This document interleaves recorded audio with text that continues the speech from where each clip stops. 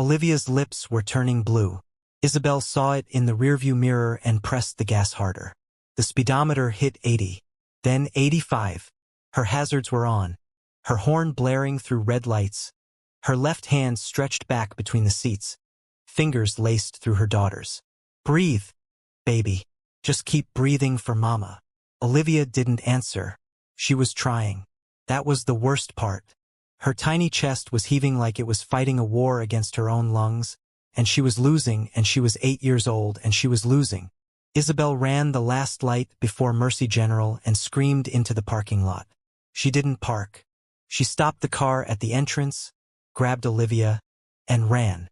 And in the next 40 minutes, a hospital would refuse to treat her daughter, a security guard would be called on a mother, and a man nobody in that waiting room would ever want to meet would walk through those doors and change everything. But we'll get to him. First, let's talk about what they did to Isabel. She burst through the ER doors with Olivia's arms around her neck, her daughter's legs dangling.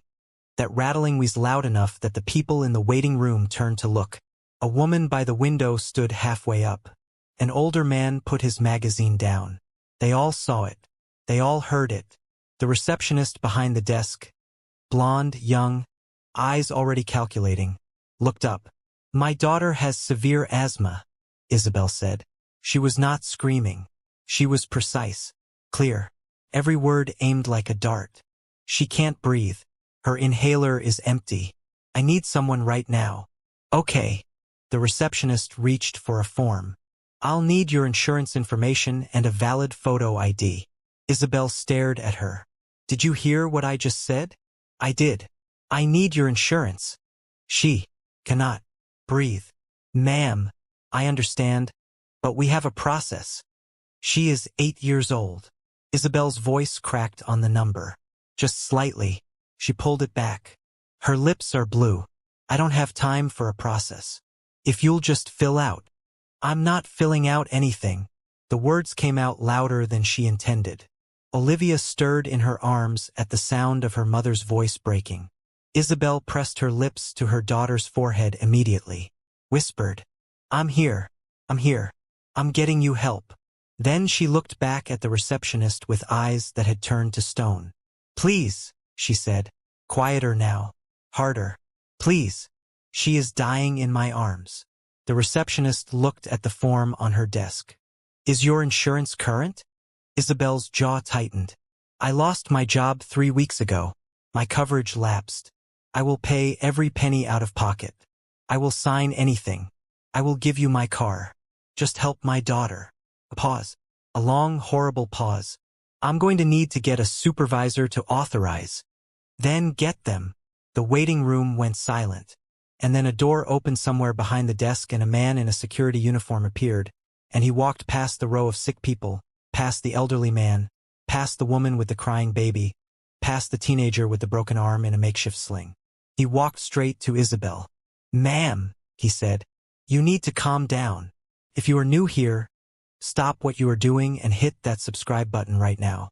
Because this story is about to show you exactly what happens when a system decides a mother's desperation is the problem, and what happens when the wrong person witnesses it. Stay with us. You will not want to miss a second of this." Isabel looked at the security guard. She looked at his hand, which was hovering near her elbow like he was about to grab it. She looked back at her daughter, whose eyes were half closed now, whose breathing had slowed to something shallow and wrong. "Are you serious?" she whispered. "I'm going to have to ask you to take a seat. My daughter needs a doctor. And you'll see one as soon as what?" Her voice dropped so low it scared even her. "As soon as she stops breathing? Will that be enough of an emergency for you?" Nobody in that waiting room said a word. Nobody stood up. A man in a business suit looked at his phone. A woman pulled her child closer, but not to help, to move away. Isabel saw all of it. She catalogued every single face that looked away. She sat down.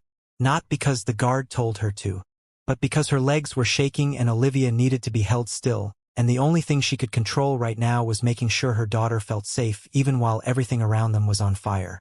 She sat down and she rocked Olivia slowly and she pressed her mouth against her daughter's temple and she talked. Quiet and low and constant. You know what we're gonna do when we get out of here? We're gonna get those strawberry pancakes you like. From the place on Clement. The ones with the cream on top. You remember those? Olivia's eyes opened a little. She wheezed. And then we're gonna go to the park. And you can feed the ducks even though the sign says not to because the sign is wrong. Those ducks are hungry. And we don't listen to signs that are wrong. The tiniest sound. Almost a laugh. Almost. Just stay with me, Livy. Just a little longer. With her free hand, Isabel called 911. It rang 6 times. She got a recording. She hung up and called again. On hold. She hung up. She stared at the reception desk. The receptionist was typing. The security guard was standing near the door with his arms crossed, watching her like she was the threat in the room. Isabel pulled out her phone. She turned the camera on herself. Her hands were shaking. She didn't care. I'm at Mercy General ER, she said, her voice steady only because she forced it. They won't treat my daughter. She's 8 years old and she has asthma and she can't breathe and they told me to calm down. She's right here. She turned the camera. Olivia's face. The shallow chest movement. The gray tinge around her lips. Please. Somebody. If you know anything I can do. If you can help us. Please. She posted it and put the phone face down on her knee. 30 seconds of video. She didn't know it yet, but in 4 hours that video would have 2 million views. In 8 hours, 4 million. By morning, the hospital's name would be everywhere.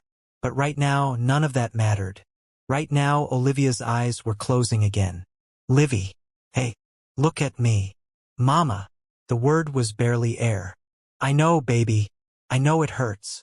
I'm tired. The sound that moved through Isabel's chest at those words was not a cry. It was something deeper and older and more animal than that. She pressed her forehead against her daughter's and she breathed out slow. Not yet, she said. Not yet. You stay with me. The ER doors slid open. Cold air came in first. Then the footsteps. Expensive shoes on linoleum. A sound that somehow carried over everything. Over the overhead lights buzzing and the television on the wall and the baby crying in the corner. A sound that said, without saying anything, that the person wearing them was used to rooms changing when he entered. Jung Jiaichul walked in like he owned the building. Because in a way he did. He was not tall in a dramatic way. He was not built like a fighter. He was 53 years old with silver threading through dark hair and a charcoal coat that cost more than most people in that waiting room made in a month. He had 2 men with him. Not large, not obvious, just present in that way that said they were always watching and never worried. He was there for a consultation. His name was on the oncology wing 2 floors up. Had been for 6 years. He was 3 steps inside the door when he stopped. He didn't stop because of the receptionist. He didn't stop because of the guard. He stopped because of a sound. A child struggling to breathe. His eyes found Olivia immediately. Then Isabel. Then the distance between that woman and the treatment rooms behind the desk. Then the security guard standing between them. He stood very still for a moment. Then he walked to Isabel. She looked up at him the way she'd been looking at everyone in that room. Like she was already bracing for another disappointment. Already calculating whether to bother speaking. He crouched down slightly so they were eye level. How long? He asked. She blinked. What? How long has she been like this? Something in his voice. Not soft. Not warm. Just direct. Like the question was the only thing that existed. 40 minutes, Isabel said. They won't. He was already standing. Already turning. He walked to the reception desk and the receptionist looked up with the same practiced smile and opened her mouth and he said, before she could produce a single syllable, get Dr. Chai. Tell him I'm here. And open a room. Sir, I understand, but we do have a... He leaned forward, placed both hands on the desk. His voice did not rise. It did not need to. I didn't ask about the process. I asked you to open a room. Comment below right now, 1 word for what you're feeling. Just 1 word. Because what happens next is going to test every single one of you. The receptionist picked up the phone. 2 minutes later. Not 10, not 20. Not after a supervisor authorization form in triplicate. 2 minutes later. The doors behind the desk opened and a team came through them. A doctor, 2 nurses, a gurney. They came to Olivia. Gently, quickly. A nurse with kind eyes and soft hands said, "Hi, sweetheart. We're going to help you breathe. Okay? Can I hold your hand?" Olivia looked at Isabel. Isabel nodded. "Go with them, baby." They lifted Olivia onto the gurney. An oxygen mask went over her small face. Her chest was still working too hard, but the mask was on and the doctor was already calling out orders and they were moving. A nurse stepped in front of Isabel. "You'll have to wait out here." Jung Ji-chul looked at the nurse once. One look. No words. The nurse stepped aside. Isabel followed her daughter through those doors. 20 minutes later, she was in a hallway just outside the treatment room, back against the wall, sliding slowly down it until she was sitting on the cold floor, knees pulled up, face in her hands. She wasn't crying. She had passed crying about 10 minutes ago. She was in the place on the other side of tears, that hollow, shaking, wrung-out place where all you can do is breathe and wait and try not to think about what might be happening on the other side of the door. Footsteps. She looked up. Jung Ji-chul stood a few feet away. He had a paper cup of water. He held it out. She stared at it. Then at him. "Who are you?" "Someone who saw what happened."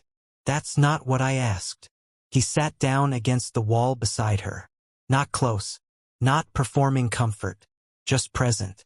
"My name is Jung Ji-chul. I have a business relationship with this hospital." "What kind of business?" A pause. "The kind that pays for wings." Isabel absorbed that. "So you have money?" "Yes." "And when you told them to open a room, they opened a room?" "Yes." She turned to look at him. Her eyes were dry now, and burning, and they held something in them that was older than anger. "I was here for 40 minutes, she said. 40 minutes. I begged them. I told them exactly what was wrong. I offered to pay everything I don't have. I called 911 and got put on hold. And nobody—" Her voice thinned. She breathed through it. "Nobody moved. Until you." He didn't say anything. He didn't try to explain it away or soften it or offer her a reason that would make it make sense. He just sat with the truth of it, which was somehow worse and better at the same time. "She's going to be okay," he said. "You don't know that." "No," he said. "But they know I'm watching." Isabel looked at the treatment room door. Behind it, her daughter was breathing with help. Behind it, machines were doing what her little body couldn't do alone. "She asked me this morning if we could get a fish," Isabel said, mostly to herself. "A little blue one. She named it already. Percy. After that book she likes." A sound that was almost a laugh. "I said we'd talk about it. I said we'd talk about it like there was going to be a later, like there was all the time in the world for fish and names and—" She stopped. She pressed her lips together. "What is her name?" he asked. "Olivia." And the way she said it, like the word itself was something she was holding carefully in both hands. "She goes by Livy. But she introduces herself as Olivia because she says it sounds more professional." Something moved across his face. Something quick and private. "How old?" 8. She shook her head. 8 years old, and she wants to sound professional. He was quiet. Then, "She sounds remarkable." "She is." Isabel's voice broke on the last word, and she didn't try to catch it this time. "She is the most remarkable person I have ever met in my entire life, and she is 8 years old and her lungs don't work right, and I have done everything, to make sure she's safe. I researched every hospital. I researched every doctor. I kept her inhaler stocked. I had a backup. The backup ran out last week and I didn't have—" She stopped. Her jaw worked. "I couldn't afford the refill." Silence. $3, she said. "The copay was $3, but I didn't have it at the end of the week and I thought, it's fine. I'll get it Monday. She hasn't had an episode in months." "Stop," he said. Not harsh, just firm. She looked at him. "This is not about $3, he said. "This is about those doors. This is about 40 minutes. Do not let them make this about $3. She held his gaze for a long moment. "Who are you?" she asked again. And this time he answered honestly. He told her what he was. He didn't use the words, but the shape of what he described made them unnecessary. The business that was not entirely legitimate, the influence that did not come from kindness, the name that opened doors and closed others. He was clear. He did not dress it up. Isabel listened. When he finished, she said, "So a criminal helped my daughter when a hospital didn't." "A father helped your daughter," he said. "The other thing is just how I pay for things." She frowned. "You have children?" The pause before he answered was short, but it was full of something that made her not want to push. "I had a daughter," he said. "Her name was Song-ah. She was 7. Isabel went very still. "Asthma?" she asked quietly. "No. Appendix. We were in a different country. Different system." He looked at the floor. Same result. They saw who we were before they saw what she needed. By the time anyone moved, he stopped. She had 20 minutes. They took 40. The hallway was very quiet. "How long ago?" Isabel asked. 12 years. "I'm sorry. I built them a wing," he said. "This hospital. 6 years ago. I thought," he exhaled slowly, "I thought I could build something that would guarantee the right thing would happen. That if I put enough money into it, enough structure, enough oversight, they couldn't." He looked at the door to the treatment room. They still didn't move. Isabel followed his gaze. "Why does that make you look guilty?" "Because it means money only moves the right people," he said. "Not the system. The system didn't change. I just paid for a nicer waiting room where children still wait too long. Something shifted between them. Not warmth exactly, they were both too raw for warmth. But recognition. Two people who had been failed by the same machine from different angles." "What are you going to do?" she asked. "What I should have done 6 years ago," he said. "Make it cost them something they actually care about." The doctor appeared 40 minutes later. Isabel was on her feet before he finished opening the door. "She's stable," he said. "The bronchospasm has resolved. She's on a nebulizer and responding very well. Her oxygen levels are back to normal range. You can see her in about 10 minutes. Isabel's legs nearly went out from under her. She grabbed the wall. She pressed her hand flat against it and she breathed 1 breath, 2, 3, and she did not make a sound because she had promised herself she would hold it together until she knew, and now she knew, and now she was holding it together in a different way, a way that involved every muscle in her body clenching at once to keep from collapsing. "Thank you," she said. "Thank you." The doctor nodded and went back inside. She turned around. Jung Jiaichul was standing behind her. She looked at him and he looked at her and neither of them said anything for a moment. Then she said, "She's okay." "I know," he said. "You didn't know. You said you didn't know." "I hoped." She laughed. It came out strange and high and a little broken, and she covered her mouth with her hand, and the laugh turned into something else for exactly 3 seconds before she pulled it back. "Can I ask you something?" she said. "Yes." "You didn't have to stop. You came here for something else. You could have just—" "No," he said. "I couldn't." She looked at him. "I have spent 12 years trying to decide what Song-ah needed me to do," he said. "I don't always get it right. But I know what she would have said about walking past that door." Isabel pressed her lips together, nodded once. "Thank you," she said. "For Olivia." "Don't thank me," he said quietly. "Just get her the fish." They let Isabel in 10 minutes later. Olivia was propped up against a pillow. The oxygen mask switched to a smaller nose cannula now. Her color completely different. Pink and warm and alive in a way that made Isabel's entire chest ache with relief. The machines beside her beeped steadily, politely, like they were just doing a job and everything was fine. Olivia's eyes found her mother the second she walked in the door. "Mama!" Isabel was across the room in 3 steps. She sat on the edge of the bed and gathered Olivia into her arms. Carefully, because of the wires, carefully, because she had to be careful, and Olivia's arms went around her neck and held on. "I got scared," Olivia said into her shoulder. "I know, baby. Were you scared?" Isabel pulled back enough to look at her daughter's face. She tucked a braid behind her ear. She smiled, wide and real and completely steady. "Never," she said. Olivia studied her face with the specific, focused intensity that 8-year-olds use when they're trying to decide if you're lying. Then she said, You're lying. Isabel laughed. She pulled her back in and held her tighter. Maybe a little. Mama. Yeah. Can we still get the fish? Isabel pressed her eyes shut. Yeah, Livy. We can get the fish. I already named him. I know. Percy. Actually, I changed it to Dr. Percy now. Because he's been through some things. Isabel laughed again, and this time it was clean and whole and real, and it bounced off the walls of that small treatment room, and outside in the hallway a man in a charcoal coat heard it and stood very still for a moment and then walked toward the elevator. He had calls to make. Like this video right now, if you believe what happened to Isabel should never happen to any mother. Anywhere. And if you know someone who needs to hear this story, share it. Because what comes next? The hospital is about to find out that the worst thing they ever did was not call a doctor. It was letting the wrong person see it. Isabel's 30-second video hit 2 million views while Olivia was still on the nebulizer. She found out when her phone buzzed so many times in her coat pocket that she finally pulled it out and stared at the screen. The comments were coming in faster than she could read them. News accounts were sharing it. People were tagging lawyers, tagging journalists, tagging their own mothers with the words, "This is why I'm terrified."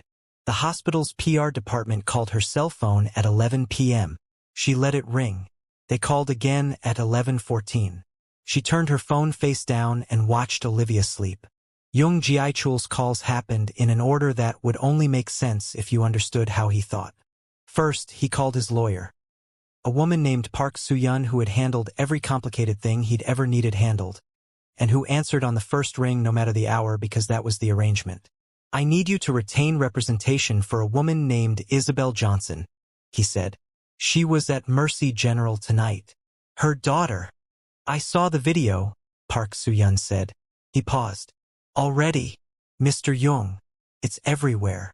He stood at his car window looking up at the hospital. "Retain her, the best medical negligence attorney in the state. Tell them the retainer is covered. Don't tell her who's paying until she asks. And if she refuses, she won't refuse. She has a daughter to protect." Second call, his accountant. Short. Direct. A funding freeze on all current donations to Mercy General. Pending review. Third call. The chair of the hospital board. A man named Hargrove who had shaken his hand at 3 separate galas and called him a valued community partner. Hargrove answered with the practiced smoothness of someone who'd been managing calls like this his whole life. "Ji-chul, it's late. I'm aware. I assume this is about the incident tonight." "I was in the building," Jung Ji-chul said. "I watched a child sit in that waiting room for 40 minutes while your staff asked her mother for insurance forms." Silence. "There are processes." Hargrove. "Yes. I have given this hospital $4.7 million over 6 years. I gave it because I believed it would mean something. I want you to understand that every decision you make in the next 72 hours will determine whether that was the last of it or the beginning." A long pause. "What are you asking for?" "A full accountability review. The receptionist on duty tonight.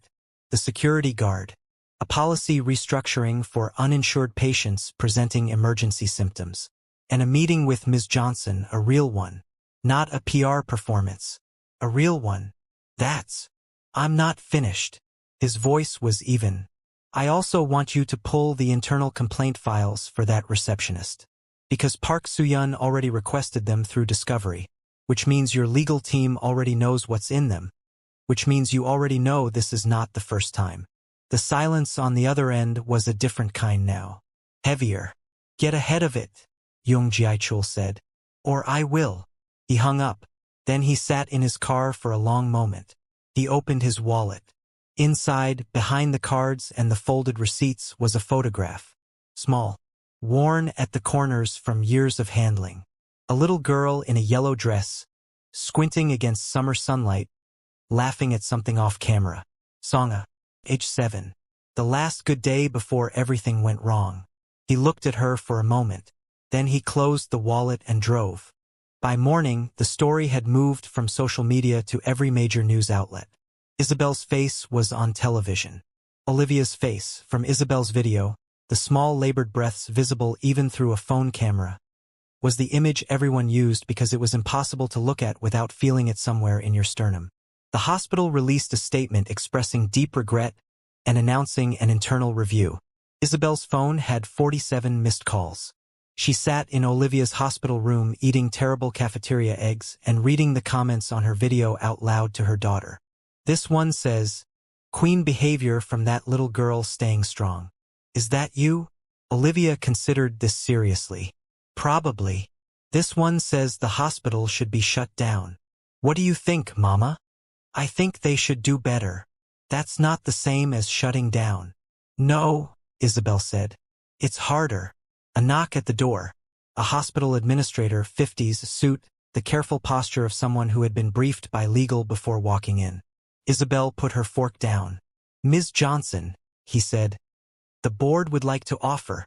"Sit down," she said. He blinked. He sat. Isabel placed her phone on the table between them, face up, voice memo running. "Now go ahead."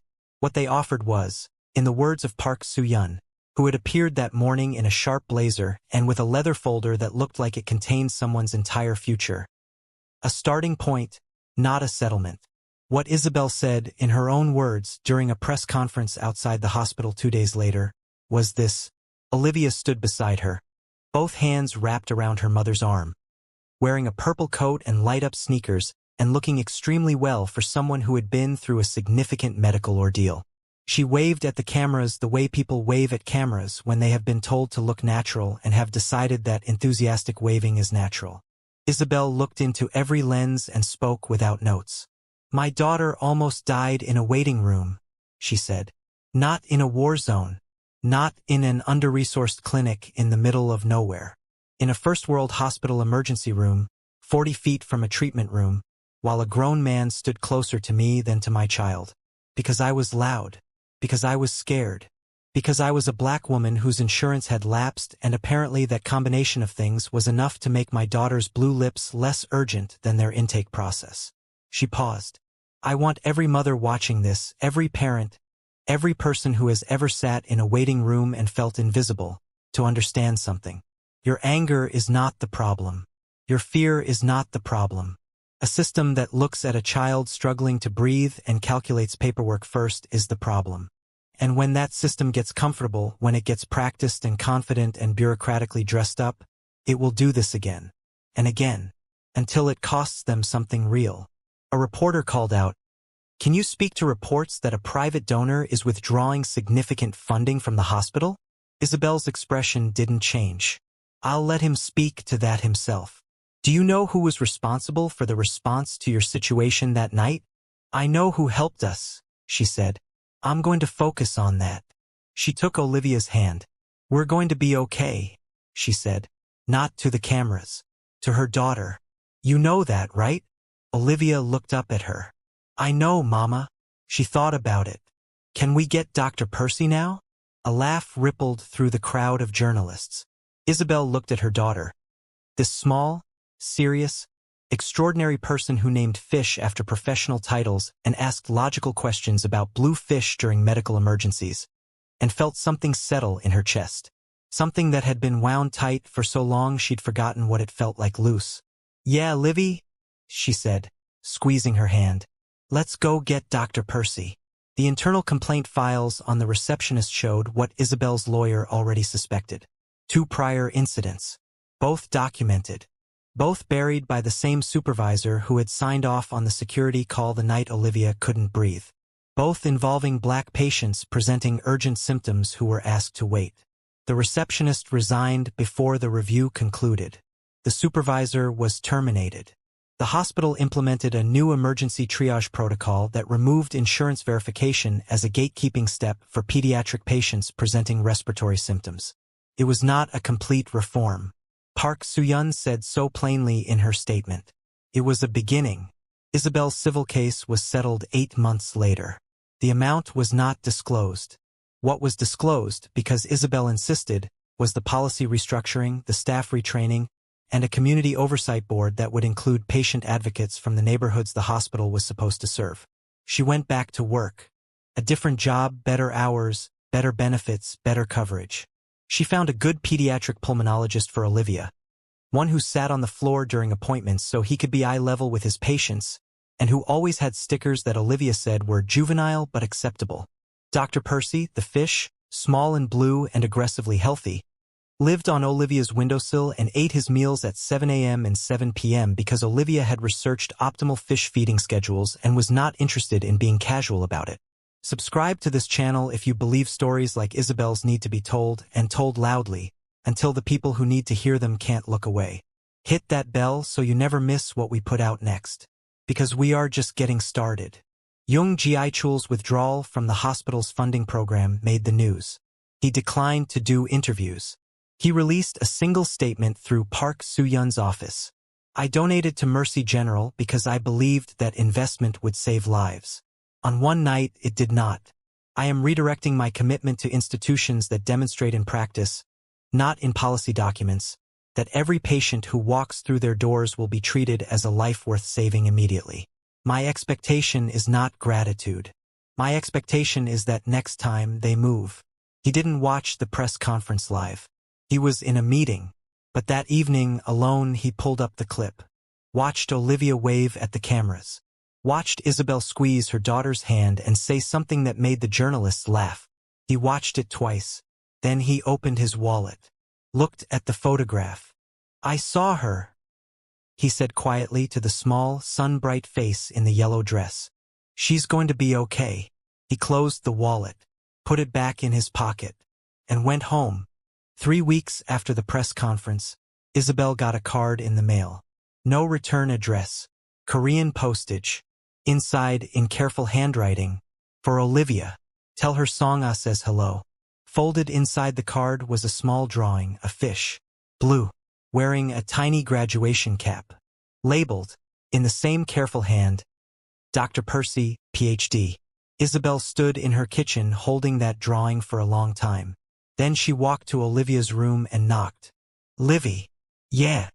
Someone sent something for you. Olivia appeared in the doorway, book in hand, reading glasses slightly crooked. She looked at the drawing. Her eyes went wide. He got his Ph.D.? Apparently. I knew it. She took the drawing with both hands, studying it. Who sent this? Isabel thought about a hallway, paper cup of water. A man who sat down on a hospital floor and told the truth about who he was and what he'd lost. A friend, she said. Olivia nodded seriously. She walked to the windowsill and placed the drawing next to the fishbowl, right where Dr. Percy could see it. Good, she said. He should know he's respected. Isabel leaned against the doorframe and watched her daughter, alive, breathing entirely herself, and felt the full weight of what they'd almost lost and what they'd held onto and what, against every reasonable expectation, had somehow worked out right. Outside, the city moved on. The hospital moved on. The news moved on. But in a small apartment on a windowsill, a blue fish named Dr. Percy swam in slow circles past a drawing of himself in a graduation cap and an 8-year-old girl with extraordinary lungs, when they cooperated, pressed her nose against the glass and told him all about his PhD program. And her mother stood in the doorway and watched, and breathed. If this story moved you, if it made you angry, or grateful, or both, drop a comment below and tell us what you felt. Tell us about a time the system failed you or someone you love. Tell us about the stranger who showed up when no one else did. Your stories matter. They always have.